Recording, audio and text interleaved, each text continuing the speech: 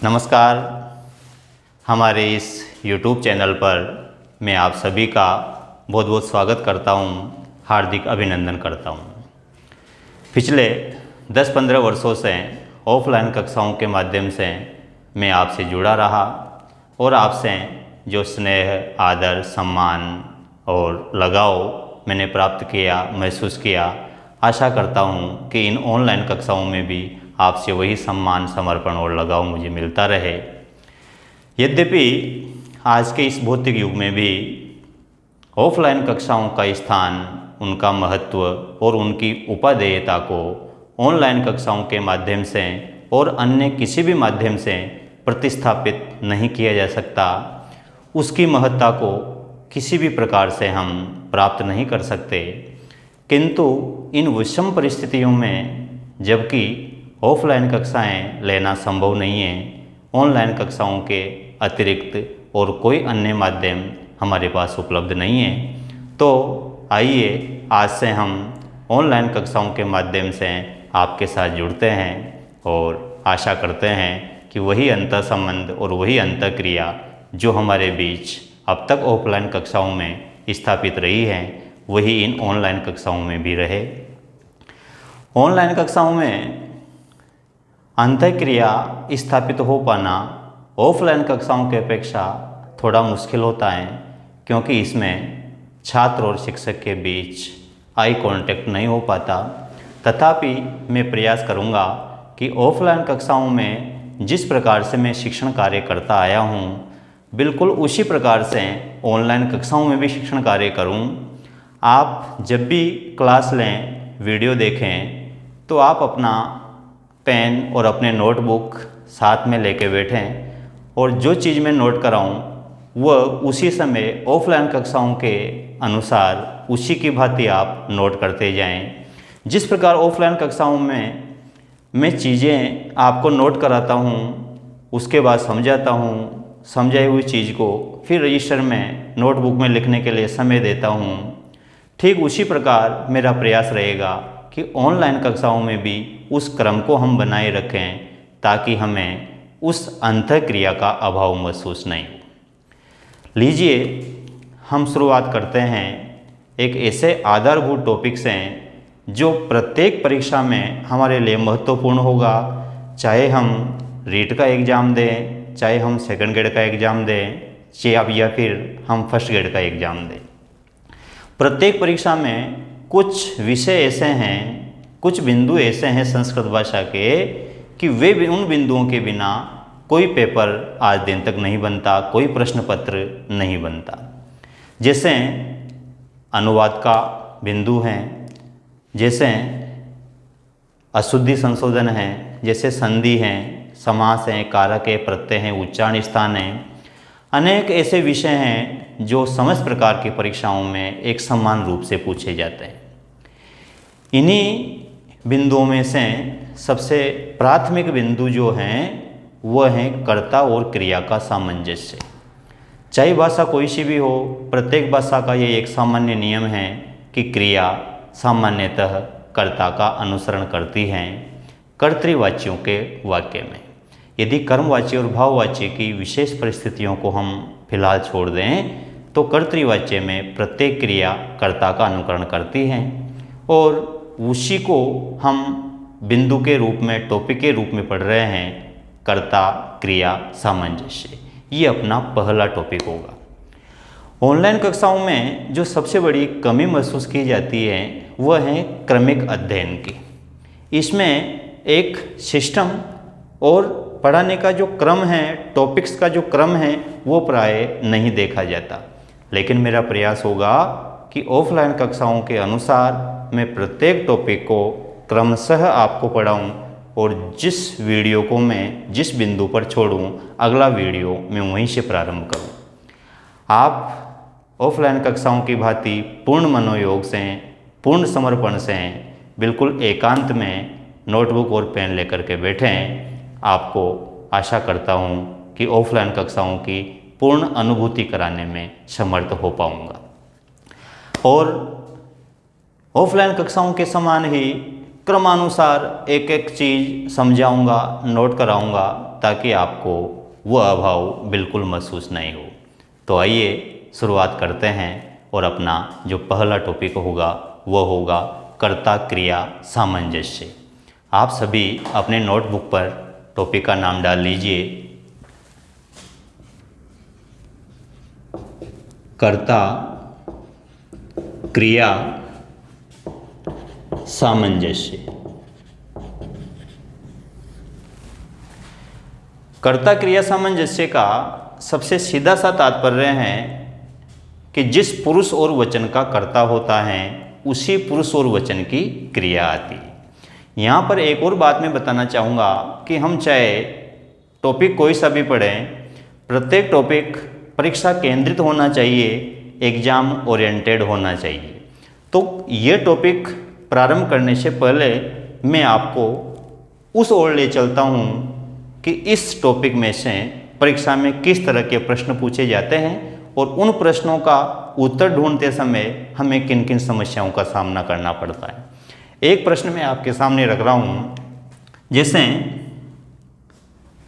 परीक्षा में हमसे प्रश्न पूछा गया, अहम त्वम च, इसके बाद रिक्त स्थान दे दिया और हमसे पूछा कि उचित विकल्प का चुनाव करके रिक्त स्थान की पूर्ति कीजिए। उचितम विकल्पम चित्वा रिक्त स्थानम प्रपूर्यत, सामान्य निर्देश हैं इस प्रश्न के उत्तर ढूंढने के लिए। अब जो विकल्प हमें उपलब्ध कराए गए उन विकल्पों में प्रथम विकल्प हैं पठसि, द्वितीय विकल्प हैं पठामि, तृतीय विकल्प हैं पठथः और चतुर्थ विकल्प है अपना पठाव।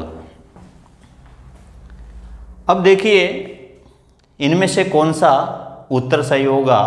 ये टॉपिक अभी हमने प्रारंभ नहीं किया है, उससे पहले मैं प्रश्न दे रहा हूं आपको ताकि हमें ये पता रहे कि हमें किस तरीके से इस टॉपिक को पढ़ना है ताकि हम ऐसे प्रश्नों का उत्तर दे सकें।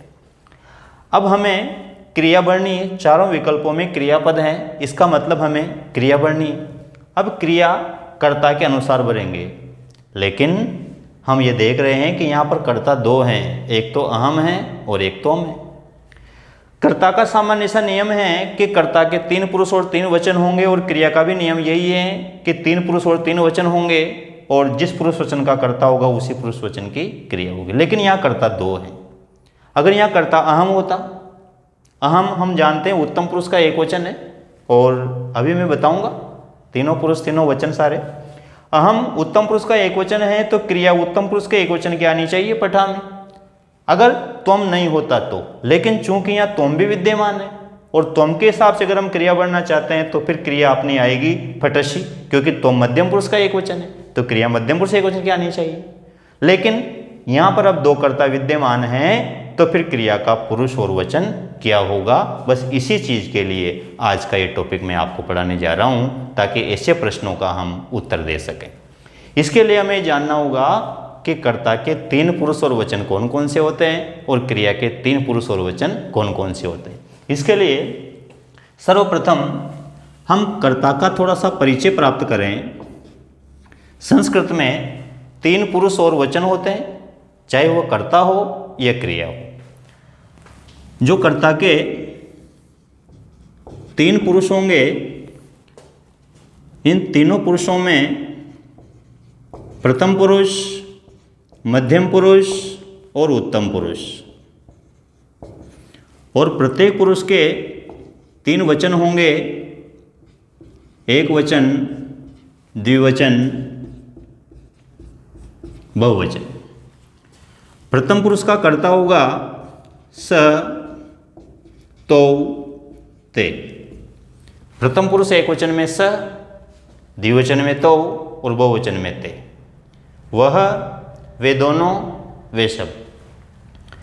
मध्यम पुरुष में त्वम,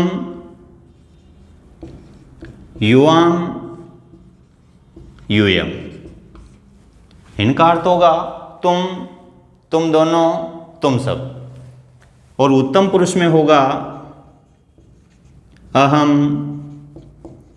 आवाम, वयम। अर्थ होगा इनका मैं, हम दोनों, हम सब। ये तो बात हुई कर्ता के 3 पुरुष और 3 वचन की। इनको हम इस प्रकार भी समझ सकते हैं कि वाक्य में जो कर्ता है वह कर्ता सदैव उत्तम पुरुष कहलाता है। जैसे इस समय अपनी इस क्लास में मैं वक्ता हूँ, तो यहाँ कहेंगे अहम, मैं, आवाम, हम दोनों, वयम, हम सब। जो बात को कह रहा है, कहने वाला है, वह कहलाता है उत्तम पुरुष, और जो सामने बैठे हैं, जो सुनने वाला है, वह कहलाता है मध्यम पुरुष, तुम दोनों और तुम सब। ये जो 6 शब्द हैं, 3 शब्द उत्तम पुरुष के और 3 शब्द मध्यम पुरुष के, इन 6 शब्दों के अलावा संस्कृत भाषा में जितने भी शब्द हैं वो सारे शब्द प्रथम पुरुष के अंतर्गत आते हैं। चाहे कोई सा भी शब्द हो, राम, श्याम, मोहन, राधा, कोई सा भी शब्द हो, सारे शब्द आते हैं प्रथम पुरुष के अंतर्गत। ये तो सर्वनाम शब्द है, स, तोते, हम, मैं, तुम, वो सब, ये सर्वनाम है। इनके अलावा संज्ञा शब्द भी अनेक है।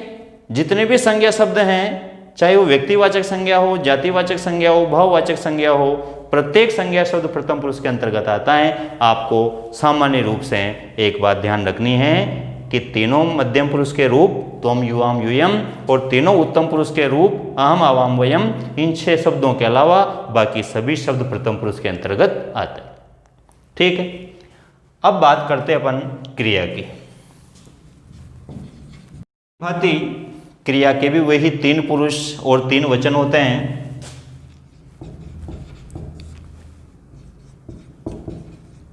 प्रथम पुरुष, मध्यम पुरुष और उत्तम पुरुष।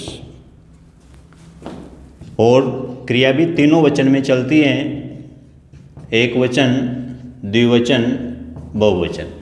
साथ में एक बात और यहाँ ध्यातव्य है कि क्रिया अलग अलग काल में अलग अलग चलती है। वर्तमान काल, भूतकाल, भविष्य काल। उस काल को संस्कृत में लकार कहते हैं, लट लकार, लोट लकार, लृट लकार इत्यादि। फिलहाल हम यहाँ पर लट लकार का अभ्यास करेंगे। लट लकार का अभ्यास मैं सबसे पहले इसलिए कर रहा हूँ क्योंकि ये प्राथमिक लकार है और प्राय सभी ने किसी न किसी कक्षाओं में इसे पढ़ा है। पठ धातु अगर हम लेते हैं तो पठ धातु के लट लकार के रूप होंगे पठति, पठतः, पठन्ति। मध्यम पुरुष में रूप होंगे पठसि, पठथः, पठत। और उत्तम पुरुष में रूप होंगे पठामि, पठावः, पठामः।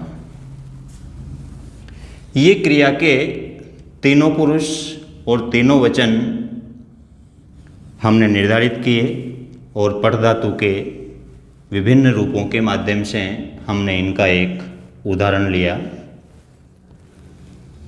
अब यहाँ पर हम देख रहे हैं कि जो प्रश्न हमारे सामने प्रस्तुत हैं, अहम, त्वम च, मैं और तुम, पढ़ते हैं। संपूर्ण विकल्प, चारों विकल्प वर्तमान काल के हैं, लट लकार के हैं। इसका अर्थ ये हुआ कि क्रिया लट लकार की आनी है। लेकिन अब सामान्य नियम तो ये है कि कर्ता के अनुसार क्रिया आएगी, लेकिन यहाँ कर्ता भिन्न भिन्न पुरुष का है। अहम उत्तम पुरुष है और त्वम ये मध्यम पुरुष है। अब क्रिया हमें उत्तम पुरुष की वर्णी है या मध्यम पुरुष की वर्णी है, बस इस प्रकार के प्रश्नों का उत्तर देने के लिए आज हम ये टॉपिक पढ़ रहे हैं। इसके कुछ बेसिक नियम हैं। ये मैंने एक कठिनाई आपके सामने रखी है। इस तरह की और भी कठिनाइयाँ आ सकती हैं। जैसे एक प्रश्न ये भी हो सकता है, रामः युवाम वा। अब यहाँ पर हमें उचित क्रिया भरनी है। क्रिया के रूप में हमारे सामने विकल्प विद्यमान हैं पठतः। दूसरा विकल्प पठावः। तीसरा विकल्प है पठतः और चौथा विकल्प है पठसि। अब यहाँ पर क्रिया क्या आ गई? दोनों प्रश्नों में अंतर सिर्फ इतना सा है कि यहाँ दो कर्ता च पद के द्वारा जुड़े हुए हैं और यहाँ पर दो कर्ता वा पद के द्वारा जुड़े हुए हैं। जब दो या दो से अधिक कर्ता च या वा पद के द्वारा जुड़े हुए हो तो क्रिया का निर्धारण कैसे होता है? इसी प्रश्न का, इन्हीं प्रकार के प्रश्नों का उत्तर देने के लिए हम इस टॉपिक को पढ़ते हैं। इसके कुछ विशेष नियम हैं और वो सारे नियम मैं आपको एक एक करके लिखाता हूँ। सबसे पहले आप ये टॉपिक डालें कर्ता क्रिया सामंजस्य और उसके बाद कर्ता और क्रिया, ये दोनों टेबल आप इसी तरह से बना लें। उसके बाद फिर मैं आपको नियम लिखवाता हूँ और फिर उदाहरणों के माध्यम से उन नियमों को समझाने का प्रयास करता हूँ। आप ये दोनों टेबल्स नोट कर लें वीडियो को पॉज करके, और ये टेबल्स नोट करें या स्क्रीनशॉट ले लें।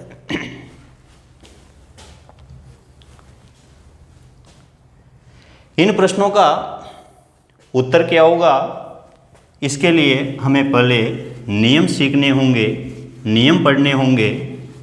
अब यहाँ पर सबसे पहले मैं कर्ता क्रिया सामंजस्य के पहले नियम की ओर आपको ले चलता हूँ। सबसे प्रथम नियम जो एक सामान्य सा नियम है, नियम प्रथम।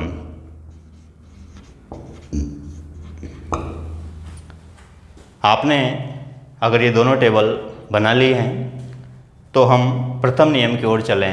आप पहला नियम लिखें।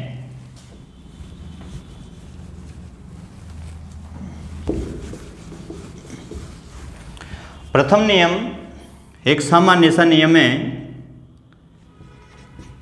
कि आप लिखेंगे जिस पुरुष व वचन का कर्ता होता है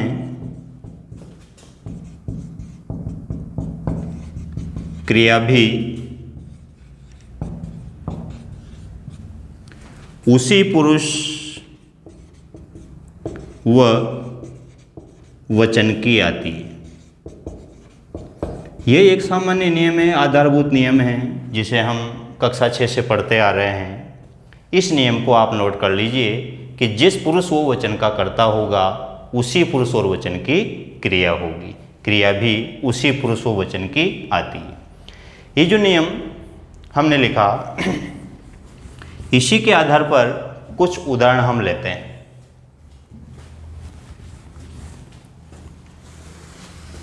जैसे अपना वाक्य है राम जाता है। इस वाक्य का अगर हम संस्कृत अनुवाद करना चाहें, राम एक वचन है तो राम को हम कहेंगे रामः, एक वचन है। अब जो अपना कर्ता है वो कर्ता राम इस कर्ता की टेबल में विद्यमान नहीं है। क्यों नहीं है? क्योंकि ये एक संज्ञा शब्द है और मैंने आपसे कहा था कि इन 9 शब्दों के अलावा जितने भी शब्द हैं, चाहे वो संज्ञा शब्द हो या सर्वनाम शब्द हो, वे सब प्रथम पुरुष के अंतर्गत आते हैं। तो राम प्रथम पुरुष है और प्रथम पुरुष का एक वचन है। प्रथम पुरुष का एक वचन होने के कारण क्रिया भी प्रथम पुरुष एक वचन की आएगी।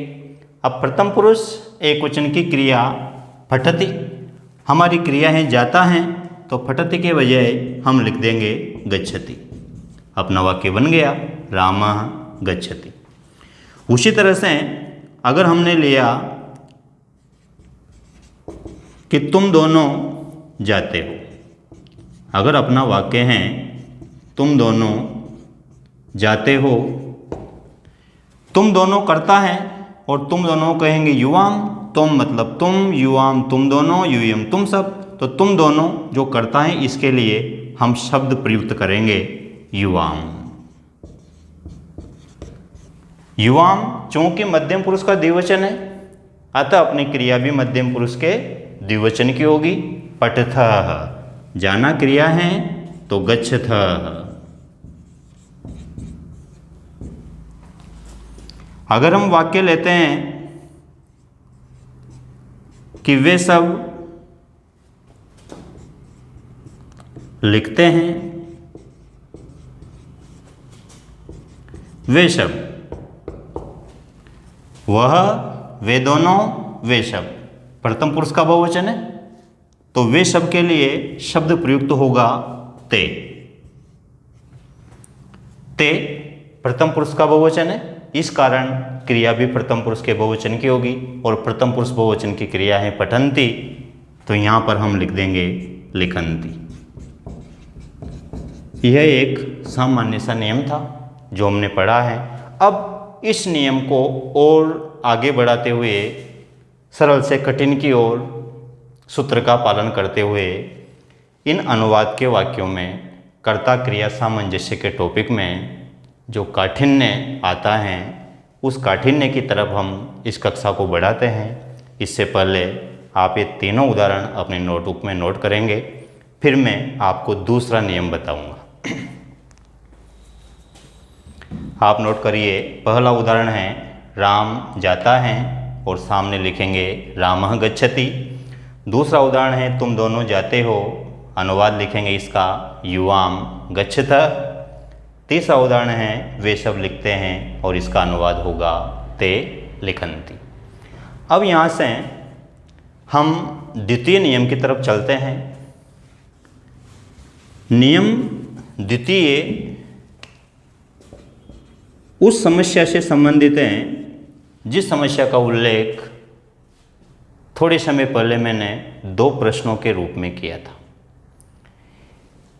इन वाक्यों में प्रथम नियम में कोई दुविधा नहीं है, कोई काठिन्य नहीं है, क्योंकि यहाँ पर एक ही कर्ता है तो उसी के अनुसार हमें क्रिया बढ़नी है।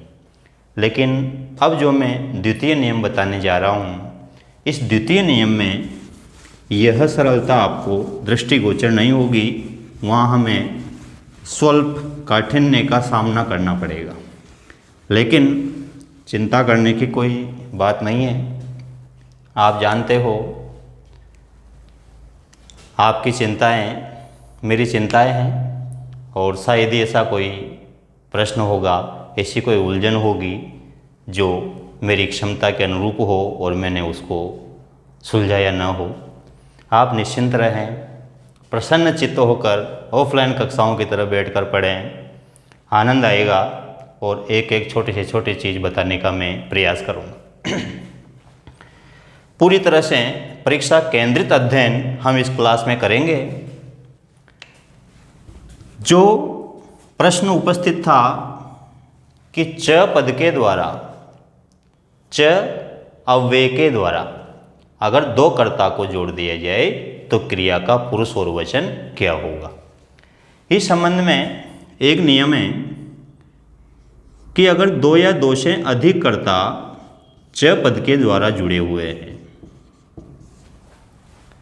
और उन कर्ताओं में से यदि एक भी कर्ता उत्तम पुरुष का है तो क्रिया उत्तम पुरुष की ही होगी।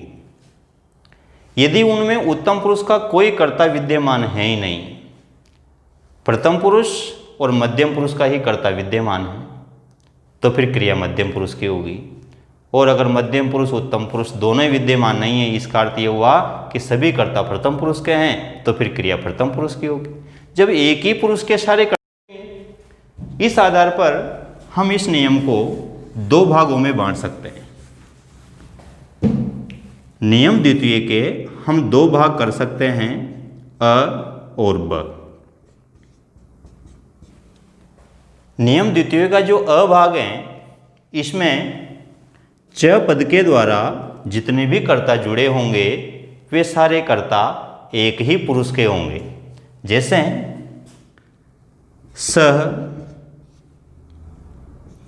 रामः मोहनः च। अब यहाँ पर रिक्त स्थान दिया हुआ है, हमें क्रिया बढ़नी है। हम देख रहे हैं कि च पद के द्वारा यहाँ पर 3 कर्ता जुड़े हुए हैं, लेकिन इन तीनों कर्ता में तीनों ही प्रथम पुरुष हैं। सह तो प्रथम पुरुष है, इसे स्पष्ट लिखा हुआ है, और राम और मोहन ये दोनों संज्ञा शब्द हैं और ये इस टेबल में नहीं है। इट मीन्स ये प्रथम पुरुष है। इन 9 शब्दों के अलावा जितने भी शब्द आते हैं उन सबको आपको प्रथम पुरुष में मानना है। संज्ञा शब्द सारे प्रथम पुरुष होते हैं, अर्थात ये तीनों शब्द प्रथम पुरुष हैं। तो यहाँ पर निश्चित रूप से क्रिया प्रथम पुरुष के आनी है, क्योंकि हमारे सारे कर्ता प्रथम पुरुष हैं। लेकिन क्रिया का वचन क्या होगा? ये तो तय हो गया कि सारे कर्ता प्रथम पुरुष अगर होंगे तो क्रिया भी प्रथम पुरुष की आएगी, लेकिन उसका वचन क्या होगा? उसका वचन कुल कर्ता की संख्या पर निर्भर करेगा। यहाँ पर स एक हैं, राम एक हैं और मोहन एक है, तीनों एक एक वचन के कर्ता हैं। तो कुल मिलाकर ये 3 हुए। इन 3 कर्ता होने के कारण क्रिया बहुवचन की होगी। तो प्रथम पुरुष का बहुवचन होगा पठन्ति। तो यहाँ पर क्रिया आ जाएगी अपनी पठन्ति। तो जो द्वितीय नियम है, इस द्वितीय नियम में हमने 2 भाग किए, अ और ब। इसका भाग अ ये कहता है कि च पद के द्वारा अगर अनेक कर्ता आपस में जुड़े हुए हो तो, और वो अनेक कर्ता समस्त कर्ता अगर एक ही पुरुष के हैं तो क्रिया उसी पुरुष की आती है, किंतु क्रिया का वचन कुल कर्ता की संख्या पर निर्भर करता है। एक उदाहरण और दूं मैं इसका, जैसे श्यामा राधा च। श्याम और राधा जाते हैं। श्याम भी प्रथम पुरुष, राधा भी प्रथम पुरुष, क्योंकि दोनों व्यक्तिवाचक संज्ञाएं हैं। दोनों प्रथम पुरुष हैं तो क्रिया प्रथम पुरुष के आने हैं। लेकिन श्याम एक वचन है और राधा एक वचन है, एक और एक 2 हुए, तो प्रथम पुरुष का द्विवचन आएगा। तो क्रिया का जो रूप होगा वो होगा प्रथम पुरुष द्विवचन। प्रथम पुरुष के द्विवचन में लिखा है पठतः, तो यहाँ पर होगा गच्छतः। तो ये एक सामान्य सा नियम हुआ कि च पद के द्वारा अगर 2 या 2 से अधिक कर्ता आपस में जुड़े हुए हैं तो क्रिया का पुरुष उसी पुरुष कर्ता जिस पुरुष के हैं उसी पुरुष का क्रिया का पुरुष होगा, लेकिन क्रिया का वचन कुल कर्ता की संख्या पर निर्भर करेगा। इस नियम को आप लिख लीजिए, आप बिंदु डाल लीजिए नियम द्वितीय और आगे ब्रैकेट में लिख लीजिए अ। नियम द्वितीय अ।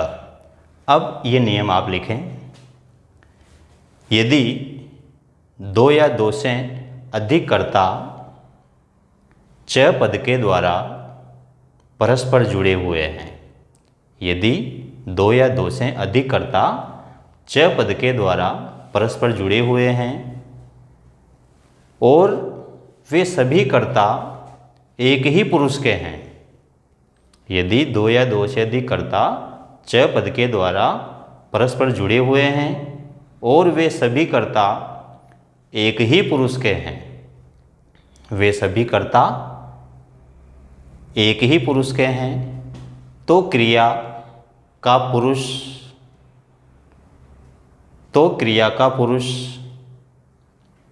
कर्ता के समान होगा, किंतु कर्ता का पुरुष क्रिया के समान होगा, किंतु क्रिया का वचन कुल कर्ता की संख्या पर निर्भर करेगा, किंतु क्रिया का वचन कुल कर्ता की संख्या पर निर्भर करेगा। इसके बाद आप ये दोनों उदाहरण नोट कर लें। स रामः मोहन च पठन्ति, श्यामः राधा च गच्छतः। स, राम और मोहन ये तीनों प्रथम पुरुष हैं और तीनों एक एक वचन हैं, तो कुल मिलाकर ये 3 हुए। 3 का मतलब बहुवचन, तो क्रिया प्रथम पुरुष के बहुवचन की होगी। और यहाँ पर भी दोनों प्रथम पुरुष हैं लेकिन दोनों एक एक वचन हैं, तो ये कुल मिलाकर 2 हुए, तो हमारी क्रिया प्रथम पुरुष के द्विवचन की आएगी। अब हम बढ़ते हैं नियम द्वितीय के खंड ब की तरफ। आप हेडिंग डाल लीजिए नियम द्वितीय और सामने ब्रैकेट में लिख लीजिए ब।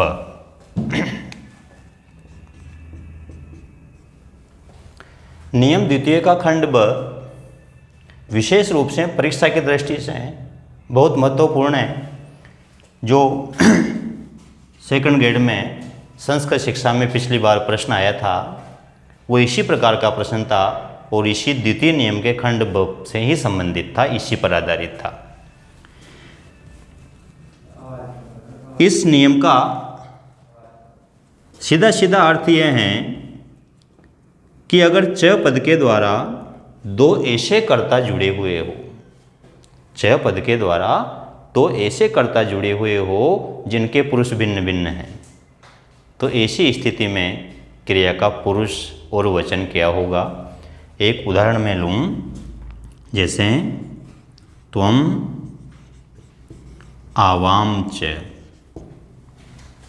तुम और हम दोनों। त्वम यानी तुम, आवाम हम दोनों। तुम और हम दोनों लिखते हैं, लिख धातु से यहाँ पर हमें रिक्त स्थान की पूर्ति करनी है। लिख धातु का लट लकार का उचित रूप हमें भरना है। अब हम देख रहे हैं कि त्वम मध्यम पुरुष का एक वचन है और आवाम उत्तम पुरुष का द्विवचन है। तो यहाँ पर हमें क्रिया भरने में परेशानी महसूस हो रही है कि क्रिया उत्तम पुरुष के अनुसार होगी या मध्यम पुरुष के अनुसार होगी। तो इसका मैं आपको स्पष्ट नियम बता देता हूँ।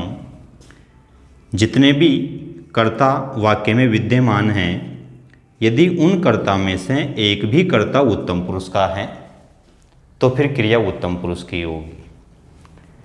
जैसे यहाँ पर उत्तम पुरुष और मध्यम पुरुष है, उत्तम पुरुष का कर्ता विद्यमान है तो क्रिया उत्तम पुरुष की आनी है। यदि मैं त्वम के स्थान पर अगर मैं यहाँ पर ते भी लिख दूँ या स भी लिख दूँ, मतलब प्रथम पुरुष का कोई कर्ता भी लिख दूँ, तब भी क्रिया उत्तम पुरुष की आनी है, क्योंकि वाक्य में उत्तम पुरुष का कर्ता विद्यमान है। इसको ऐसे भी मान सकते हैं कि तीनों पुरुषों में उत्तम पुरुष सबसे बलवान है। अगर उसका कोई कर्ता वाक्य में विद्यमान है तो क्रिया उत्तम पुरुष की ही आएगी। लेकिन अगर उत्तम पुरुष का कर्ता विद्यमान नहीं है, जो कर्ता विद्यमान है उनमें एक प्रथम पुरुष है और एक मध्यम पुरुष है, तो ऐसी स्थिति में क्रिया फिर मध्यम पुरुष की आएगी। तो उत्तम पुरुष ग्रेटर देन मध्यम पुरुष, ग्रेटर देन ज़्यादा बड़ा है, उत्तम पुरुष ज़्यादा बलवान है मध्यम पुरुष से, इसको ऐसे समझें। और मध्यम पुरुष ग्रेटर देन प्रथम पुरुष, मध्यम पुरुष ज़्यादा बलवान है प्रथम पुरुष से। तो जहाँ पर मध्यम पुरुष और प्रथम पुरुष के कर्ता च पद के द्वारा जुड़े होंगे वहाँ पर क्रिया मध्यम पुरुष की आएगी, क्योंकि प्रथम पुरुष की अपेक्षा मध्यम पुरुष बलवान है। और जहाँ पर उत्तम पुरुष और मध्यम पुरुष की क्रिया जुड़ी होगी, जहाँ पर उत्तम पुरुष और मध्यम पुरुष के कर्ता च पद के द्वारा जुड़े होंगे वहाँ पर क्रिया उत्तम पुरुष की आएगी। और साथ ही ये भी ध्यान रखें कि अगर उत्तम पुरुष और प्रथम पुरुष के दो कर्ता च पद के द्वारा जुड़े हुए हैं फिर भी क्रिया उत्तम पुरुष की आएगी, क्योंकि उत्तम पुरुष तीनों पुरुषों में सर्वाधिक बलवान है। यह एक सामान्य नियम है इस प्रकार के प्रश्नों को हल करने के लिए। ये तो बात हुई पुरुष के निर्धारण की। हमने तय कर लिया कि यहाँ पर उत्तम पुरुष का कर्ता है तो क्रिया उत्तम पुरुष की आनी है। लेकिन उस क्रिया का वचन क्या होगा? यहाँ हमने क्रिया का पुरुष निर्धारित कर लिया, लेकिन क्रिया का वचन भी हमें निर्धारित करना होगा। तो क्रिया का वचन क्या होगा? तो इस संबंध में आप स्पष्ट रूप से ध्यान रखें कि क्रिया का जो वचन है वह कुल कर्ता की संख्या पर निर्भर करेगा। च का मतलब होता है और, तुम और हम दोनों जा रहे हैं तो कुल कितने जा रहे हैं? 3। तुम 1 हैं और आवाम 2 हैं, तो 3 जा रहे हैं तो क्रिया बहुवचन की आनी है। तो ये नियम इस प्रकार हुआ कि अगर 2 या 2 से अधिक कर्ता च पद के द्वारा जुड़े हो और उनका पुरुष भिन्न भिन्न हो तो क्रिया का वचन कुल कर्ता की संख्या पर निर्भर करता है, जबकि क्रिया का पुरुष इस फॉर्मूले के अनुसार निर्धारित होगा। इस क्रम में उत्तरोत्तर रूप से उसकी जो प्रथम पुरुष से मध्यम पुरुष, मध्यम पुरुष से उत्तम पुरुष, इसी क्रम में उत्तरोत्तर रूप से उसकी प्राथमिकता बढ़ती चली जाएगी, उसका जो बल है वो बढ़ता हुआ चला जाएगा। तो आप दूसरा खंड लिखें नियम द्वितीय का, नियम द्वितीय ब्रैकेट में लिखें ब, और इस नियम को आप नोट कर लीजिए। लिखें, यदि 2 या 2 से अधिक कर्ता, यदि 2 या 2 से अधिक कर्ता च पद के द्वारा, यदि 2 या 2 से अधिक कर्ता च पद के द्वारा परस्पर जुड़े हुए हो, 2 या 2 से अधिक कर्ता च पद के द्वारा परस्पर जुड़े हुए हो और उनका पुरुष भिन्न भिन्न हो, और उनका पुरुष भिन्न भिन्न हो, तो क्रिया का वचन, उनका पुरुष भिन्न भिन्न हो तो क्रिया का वचन कुल कर्ता की संख्या पर निर्भर करता है, संख्या पर निर्भर करता है, जबकि क्रिया का पुरुष, जबकि क्रिया का पुरुष निम्न प्रकार से निर्धारित होगा, जबकि क्रिया का पुरुष निम्न प्रकार से निर्धारित होगा। निम्न प्रकार से निर्धारित होगा, इसके बाद डैश करके आप नीचे वाली पंक्ति में ये फॉर्मूला लिख लीजिए। उत्तम पुरुष ग्रेटर देन मध्यम पुरुष ग्रेटर देन प्रथम पुरुष। उत्तम पुरुष ग्रेटर देन मध्यम पुरुष ग्रेटर देन प्रथम पुरुष। इस नियम का अभ्यास करने के लिए हम कुछ उदाहरण लेते हैं। हमने एक उदाहरण लिया त्वम आवाम च। दूसरा उदाहरण मैं ले रहा हूं सह युवाम च। अब हमें उचित क्रियापद भरते हुए इन रिक्त स्थानों की पूर्ति करनी है। अगर हम यहाँ पर पठ धातु से और यहाँ पर गम धातु से इन रिक्त स्थानों की पूर्ति करते हैं, एक वाक्य और लेते हैं, जैसे अहम तो या अहम सहच, और यहाँ पर हम लिख धातु से रिक्त स्थान की पूर्ति करेंगे। अब आप इस एक्सरसाइज पर थोड़ी सी मेहनत करें, दृष्टिपात करें, तो हम ये मध्यम पुरुष का एक वचन है और आवाम ये उत्तम पुरुष का द्विवचन है। ऐसी स्थिति में सबसे पहले हम क्रिया का वचन निर्धारित कर लें। एक तो हमें वचन निर्धारित करना है और एक पुरुष निर्धारित करना है। दोनों निर्धारित किए बिना हमारा उत्तर सही नहीं होगा।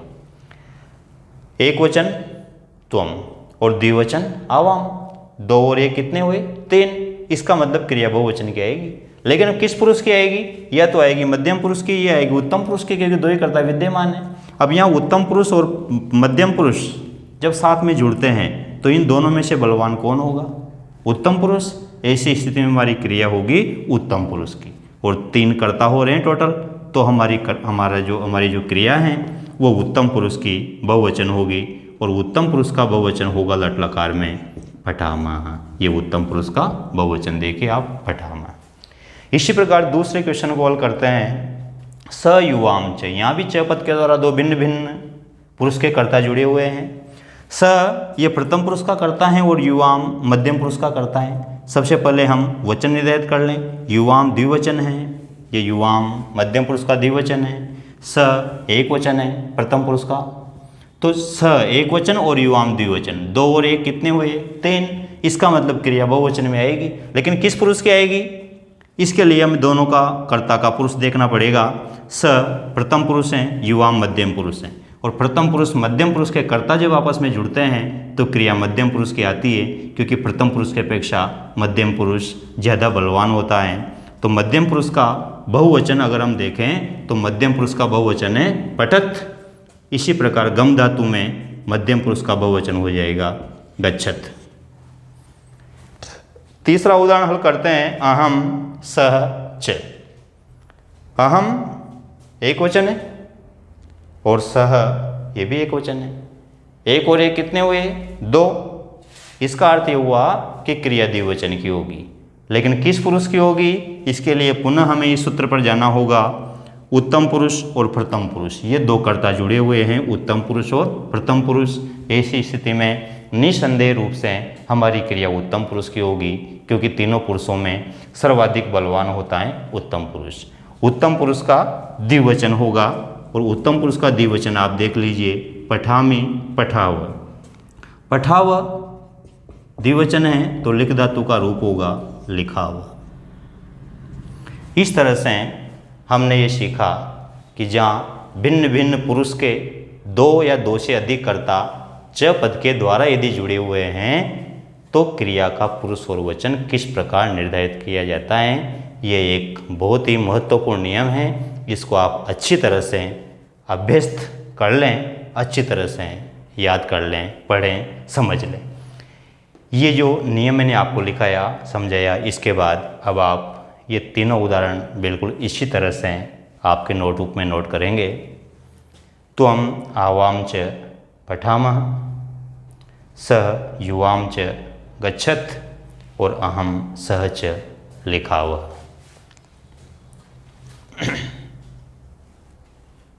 ये दो नियम हमने कंप्लीट किए। अब इसके बाद इसी कर्ता क्रिया सामंजस्य में हम तीसरे नियम की तरफ बढ़ते हैं।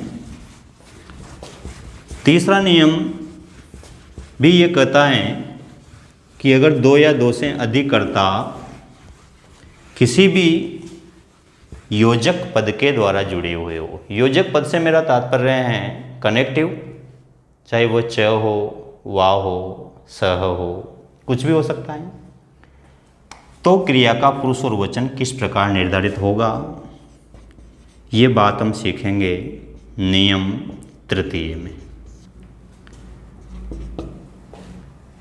सबसे पहले हम प्रश्न पर चलते हैं कि प्रश्न कैसे पूछा जाता है, उसका आंसर कैसे देना है। उसका आंसर सीखने के लिए हमें फिर नियम की ओर चलना होगा। जैसे गुरु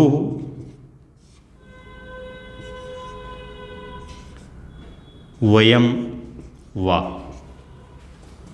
अब यहाँ पर रिक्त स्थान दे दिया और हमें लट लकार में गम धातु का उचित रूप भरना है। अभी तक हम ये सीख रहे थे कि दो या दो से अधिक कर्ता च पद के द्वारा जुड़ रहे थे, लेकिन यहाँ पर वा पद के द्वारा जुड़ रहे हैं। अब ऐसी स्थिति में क्रिया का पुरुष और वचन क्या होगा। पिछले नियम से अगर तुलना करें तो गुरु प्रथम पुरुष हैं और वयम उत्तम पुरुष हैं, तो क्रिया उत्तम पुरुष की आनी चाहिए, लेकिन इस नियम का उस नियम से कोई संबंध नहीं है। ये दोनों अलग अलग नियम हैं, तो इनका उत्तर भी अलग अलग आधार पर निर्धारित होगा।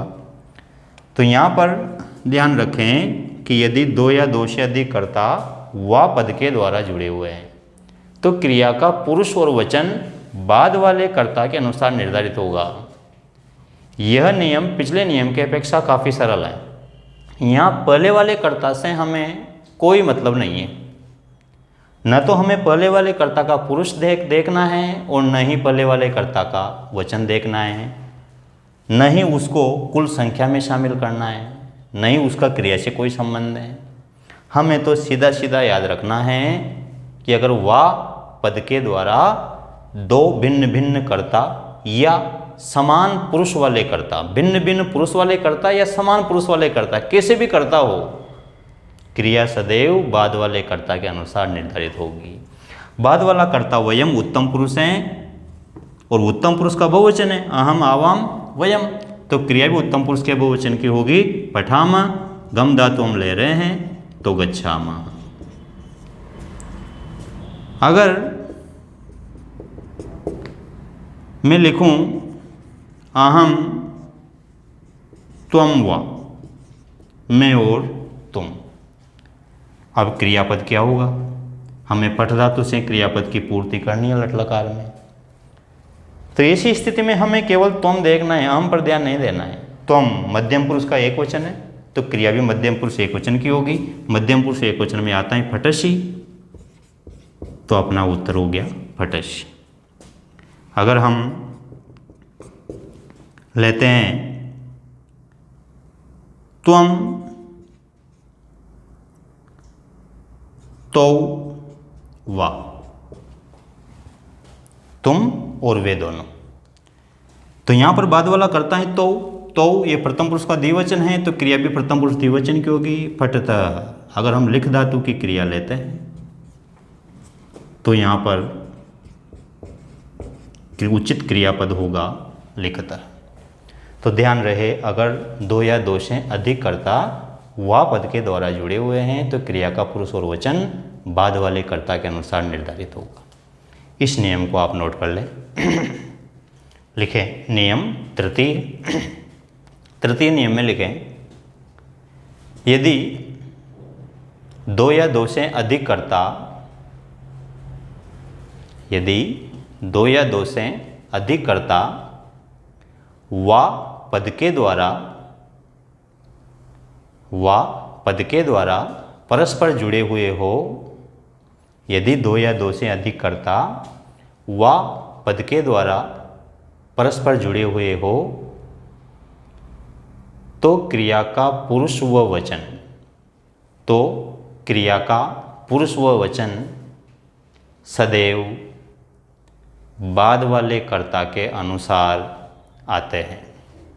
तो क्रिया का पुरुष व वचन सदैव बाद वाले कर्ता के अनुसार आते हैं। फुल स्टॉप, आगे लिखें, भले ही वे कर्ता भिन्न भिन्न पुरुष के हो, भले ही वे कर्ता भिन्न भिन्न पुरुष के हो या एक ही पुरुष के हो, भले ही वे कर्ता भिन्न भिन्न पुरुष के हो या एक ही पुरुष के हो। ठीक है, अब आप इस नियम पर आधारित ये तीनों उदाहरण नोट कर लीजिए। गुरु वयम वा गच्छामः, अहम त्वम वा पठसि, त्वम तो वा लिखतः। समरी कर रहा हूँ मैं एक बार। वयम बाद वाला करता है, त्वम बाद वाला करता है, तो बाद वाला करता है, इसी के अनुसार क्रिया का प्रयोग हो रहा है। वयम उत्तम पुरुष का बहुवचन है तो क्रिया भी उत्तम पुरुष के बहुवचन की आएगी, पठामा गच्छामा। यहाँ पर त्वम मध्यम पुरुष का एक वचन है तो क्रिया भी मध्यम पुरुष एक वचन की आएगी, पठसि। और यहाँ पर तो ये प्रथम पुरुष का द्विवचन है तो क्रिया भी प्रथम पुरुष के द्विवचन की आएगी, पठता लिखता। ठीक है, ये हमने द्वितीय नियम का अभ्यास किया। इसके बाद अब हम बढ़ते हैं ये हमने तृतीय नियम का अभ्यास किया। अब हम बढ़ते हैं नियम चतुर्थ की तरफ। कर्ता क्रिया सामंजस्य, इसका चतुर्थ नियम सहपद पर आधारित है। सहपद पर आधारित होने से मेरा तात्पर्य यह है कि यदि दो भिन्न भिन्न पुरुष के कर्ता या एक ही पुरुष के कर्ता सहपद के द्वारा परस्पर जुड़े हुए हो तो क्रिया का पुरुष और वचन क्या होगा। इस चतुर्थ नियम को आप तृतीय नियम से संबंधित कर सकते हैं क्योंकि दोनों नियम का जो आधारभूत सिद्धांत है वो एक समान है। इसका अर्थ ये होगा कि दो या दो से अधिक कर्ता यदि सहपद के द्वारा जुड़ रहे हैं तो क्रिया का पुरुष और वचन हमेशा बाद वाले कर्ता के अनुसार ही निर्धारित होता है। जैसे अगर इन्हीं तीनों वाक्यों को मैं सहपद के द्वारा जोड़ देता हूँ, सबसे सरल बात, यदि वाक्य के स्थान पर मैं सह भी लिख देता हूँ तब भी क्रियापद में कोई परिवर्तन नहीं होगा क्योंकि वा और सह इन दोनों योजक शब्दों के द्वारा जब हम वाक्य बनाते हैं तो उसके आधारभूत सिद्धांत में कोई अंतर नहीं है। सहपद के द्वारा दो भिन्न भिन्न पुरुष के कर्ता जोड़ने पर भी क्रिया का पुरुष और वचन सदैव बाद वाले कर्ता के अनुसार ही निर्धारित होता है। तो नियम चतुर्थ आप लिखें, यदि दो या दो से अधिक कर्ता,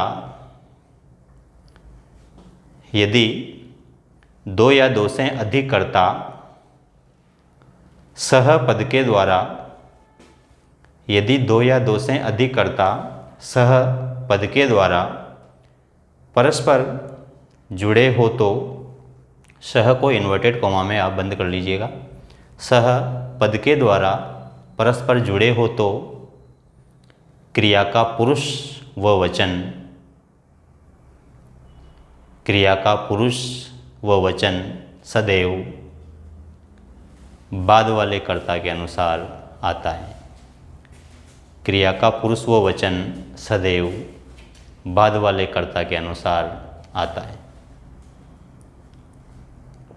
ठीक है। अब इस नियम के बाद आप ये तीनों उदाहरण नोट कर लें। गुरु वयम सह गच्छामः। यहाँ पर थोड़ा सा आपको रुकना होगा। ये सह के द्वारा जो हम इन वाक्यों को जोड़ रहे हैं, यहाँ हमें एक परिवर्तन करना होगा। एक नियम की तरफ मैं आपका ध्यान दिलाना चाहूँगा लिखने से पहले। हम जानते हैं कि जो सह अव्यय हैं, इस सह के योग में सदैव तृतीय विभक्ति आती है, और जो वाक्य पहले से लिखे हुए हैं इन दोनों कर्ताओं में, इन सभी वाक्यों में, समस्त कर्ताओं में प्रथमा विभक्ति है। तो यहाँ पर अगर हमें सह से वाक्य बनाने हैं तो हमें तृतीय विभक्ति करनी होगी एक कर्ता में। किस कर्ता में हम तृतीय विभक्ति करेंगे? जिसके साथ का भाव है उसी में तृतीय होगी। अगर व्याकरण की भाषा में मैं बात करूं तो अप्रधान कर्ता में तृतीय होगी, लेकिन प्रधान और अप्रधान की बात हम जब करेंगे, जब हम कारक प्रकरण पढ़ेंगे, वहाँ इस बिंदु को विस्तार से समझेंगे। फिलहाल ये एक आधारभूत बिंदु में ले रहा हूँ, आधारभूत विषय ले रहा हूँ संस्कृत का, तो इस संबंध में आप इतना ध्यान रख लें। दो बातें याद रखनी है कि एक तो सह के योग में तृतीय आएगी, और सह के योग में तृतीया जिसमें आएगी, जिस शब्द में तृतीय आनी है उसके साथ अर्थ निकलना चाहिए। जैसे गुरु के साथ छात्र पढ़ते हैं, किसके साथ पढ़ते हैं? गुरु के साथ, तो गुरु में तृतीय आएगी। तो इन वाक्यों में जो व्याकरण की कमी हम महसूस कर रहे हैं उसकी पूर्ति करते हैं। सबसे पहले गुरुणा सह, जिस पद में तृतीय विभक्ति होगी सह अव्यय सदैव उसके साथ रहेगा। गुरुणा सह, गुरु के साथ, वयम गच्छामः, हम जाते हैं। हम किसके साथ जा रहे हैं? गुरु के साथ, तो गुरु में तृतीय विभक्ति आएगी। गुरु का तृतीय एकवचन होता है गुरुणा। बाद वाला करता है वयम, तो क्रिया भी हो गई गच्छामः, क्योंकि उत्तम पुरुष बहुवचन का करता है तो उत्तम पुरुष बहुवचन की क्रिया है। उसी प्रकार से अगर हम लिखें कि तेन सह, उसके साथ, तत्शब्द का तृतीय एकवचन होता है तेन। तेन सह, उसके साथ तुम जाते हो या तुम पढ़ते हो, उसके साथ तुम पढ़ते हो। तेन सह त्वम पठसि, अपना बाद वाला करता है त्वम, तो क्रिया भी उसी के अनुसार पठसि आई। चूंकि त्वम मध्यम पुरुष का एक वचन है तो क्रिया भी मध्यम पुरुष। इसी प्रकार अगर यहाँ पर वाक्य लिया जाए कि छात्र के साथ अध्यापक लिखते हैं, छात्र के साथ, तो छात्र का तृतीय एकवचन होगा छात्रेण। छात्र के साथ अध्यापक लिखते हैं, या यूँ कहें कि छात्र के साथ वे दोनों लिखते हैं। वे दोनों को क्या कहेंगे? तो स यानी वह, तो मतलब वे दोनों। छात्रेण सह तो वे दोनों, तो ये मध्यम तो ये प्रथम पुरुष का द्विवचन है, तो क्रिया भी प्रथम पुरुष के द्विवचन की होगी लिखता। तो यहाँ पर हम देख रहे हैं कि सह और वा, इन दोनों पदों के द्वारा जब हम कर्ता को जोड़ते हैं तो क्रिया हमेशा बाद वाले कर्ता के अनुसार आती है। व्यवहारिक रूप से भी हम ये देखते हैं, लोक व्यवहार में जब हम भाषा का प्रयोग करते हैं तो जैसे राम के साथ बच्चे आए, राम के साथ बच्चे आए। अब क्रिया जो हमारी है वो है आए। अब ये आए, कौन आए? आए क्रिया का संबंध बच्चों से है कि राम से है? बच्चों से है, तो बच्चे बाद वाला करता है। राम के साथ बच्चे आए, तो राम तो पहले वाला करता है, बच्चे बाद वाला करता है, तो बाद वाले कर्ता के अनुसार आए क्रिया बहुवचन हो रही है, क्योंकि बच्चे बहुवचन है, क्रिया बहुवचन है। उसी प्रकार वा पद के द्वारा भी जब हम, वा का मतलब अथवा, हिंदी के वाक्यों में भी जब हम वा पद के द्वारा या अथवा से किसी को जोड़ते हैं, जैसे राधा अथवा श्याम, राधा अथवा श्याम, वन को अब गए या गया, दोनों में से जा तो एक ही रहे ना, या तो राधा जा रही है या श्याम जा रहा है, राधा अथवा श्याम। तो राधा अथवा श्याम वन को गया, क्योंकि श्याम पीछे आ रहा है। राधा अथवा श्याम वन को गई, ये तो वाक्य नहीं सुना होगा आपने कभी भी। गुरु अथवा बच्चे स्कूल में पढ़ रहे थे, बच्चे पीछे आ रहा है तो पढ़ रहे थे, क्रिया बहुवचन की आई। तो वा और शह, इन दोनों अवयवों का ये एक आधारभूत और सामान्य एक समान सिद्धांत है कि इनके द्वारा जब हम कर्ता को जोड़ते हैं तो क्रिया का पुरुष और वचन सदैव बाद वाले कर्ता के अनुसार आता है।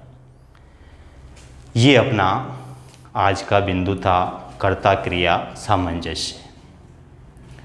आशा करता हूँ कि इस बिंदु में जिस पद्धति से हमने पढ़ा है, एक एक कठिनाई को प्रश्नों के माध्यम से हल किया है, युक्त तरीके से हमने आज की पूरी क्लास ऑफलाइन कक्षा के समान पढ़ने का प्रयास किया। तो आशा करता हूँ कि आप सभी इस कक्षा से प्रसन्न होंगे। आप कमेंट ज़रूर करें, और इसमें अगर कोई आपको कठिनाई आती है तो आप इस कठिनाई से संबंधित प्रश्न अवश्य पूछें। आपके प्रत्येक प्रश्न का उत्तर दिया जाएगा, आपको पूर्णतः संतुष्ट किया जाएगा। आप इसके लिए व्यक्तिगत रूप से भी, व्हाट्सएप के माध्यम से भी मुझसे संपर्क कर सकते हैं, और लाइव क्लास में कमेंट करके भी प्रश्न पूछ सकते हैं। मैं उस समय उपलब्ध रहूँगा। और निसंदेह हमने जो ये कक्षा प्रारंभ की है और आज से जो ये ऑनलाइन कक्षा का पहला अनुभव प्राप्त किया है, आशा करते हैं कि भले ही इसका आगाज सर्वश्रेष्ठ नहीं हुआ हो, श्रेष्ठ नहीं हुआ हो, लेकिन मेरा प्रयास होगा कि इसका अंजाम सर्वश्रेष्ठ होगा। धन्यवाद।